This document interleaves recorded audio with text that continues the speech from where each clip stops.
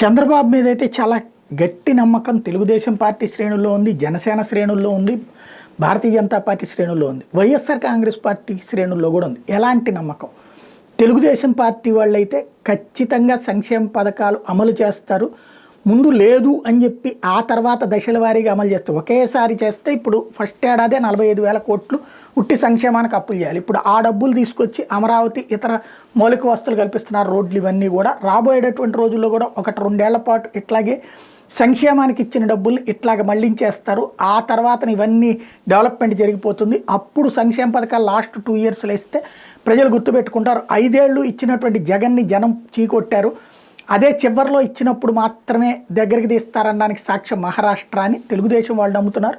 సంక్షేమ పథకాలు ఇస్తారు చంద్రబాబు, ఏడాదికి ఒకటి చెప్పిన. ఇప్పుడు ఫస్ట్ ఏడాది వచ్చేటప్పటికి గ్యాస్ బండ్లు ఇచ్చేశారు, పెన్షన్ పెంచేశారు. కాబట్టి 2వ ఏడాదికి ఏదో ఒక పథకం, అట్లాగే 3వ ఏడాదికి ఒక పథకం, అట్లా 5 ఏళ్లలో 5 చేసేసి ఫైనల్ ఇయర్లో సూపర్ 6 అమలు చేస్తారని తెలుగుదేశం వాళ్ళు నమ్ముతున్నారు. ఇందులో చంద్రబాబు అమలు చేసినా చేయకపోయినా విపక్షాన్ని టార్గెట్ చేయడంలో ఆయన సిద్ధస్తుడు, ఆయన చేతిలో ఉన్నటువంటి మీడియా ఉంది. కాబట్టి మనం దీంట్లో నెగిటివ్ అవుతుంది అని భయపడాల్సిన అవసరం లేదన్నటువంటి జనసేన, భారతీయ జనతా పార్టీ బలంగా నమ్ముతున్నాయి.